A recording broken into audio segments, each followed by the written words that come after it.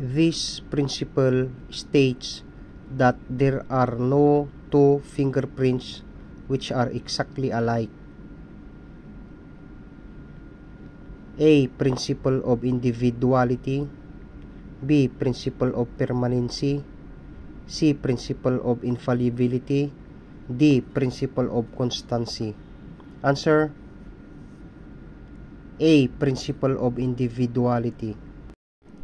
It is the reproduction on some smooth surfaces of the pattern or design formed by ridges on the inside of the end joint of the fingers and thumb. A. Ridges. B. Pores. C. Fingerprint. D. DNA. Answer: C. Fingerprint. When there is a choice between a bifurcation and another type of delta, the bifurcation is selected. A. True. B. False. C. Maybe. D. Partially true. Answer: A. True.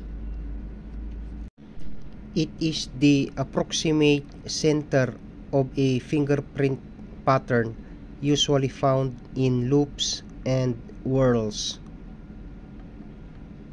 A. Delta. B. Core. C. Type line. D. Bifurcation. Answer: B. Core. He is the father of criminalistics.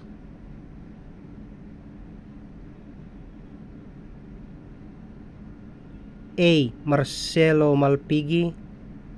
B. Govard Bidlaw. C. Sir Francis Galton. D. Hans Gross.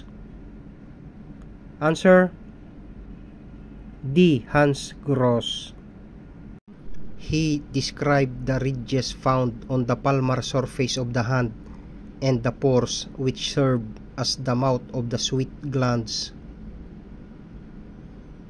A. G.C.A. Mayer. B. Herman Wickler. C. Dr. Marcello Malpighi.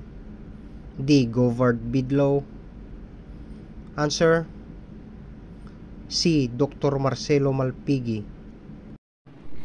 Govard Bidlaw presented the appearance and arrangement of the ridges on a thumb in his thesis entitled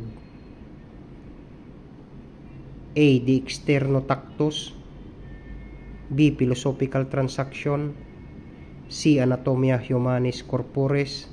D. None of these. Answer: C. Anatomia Humanis Corporis. In his Philosophical Transaction, he presented his observation on the appearance of the ridges on the fingers and palms. A. Dr. Marcello Malpighi. B. Govard Bidlaw. C. Sir Francis Galton. D. Dr. Nehemiah Grew. Answer: D. Dr. Nehemiah Grew. He devised the anthropometric system of identification. A. Alphonse Bertillon. B. Govard Bidlaw. C. Sir Francis Galton. D. Dr. Nehemiah Grew. Answer: A. Alphonse Bertillon. The delta is placed upon or within the innermost sufficient recurve. A. True. B. False. C. Partially true. D. Partially false. Answer: B. False.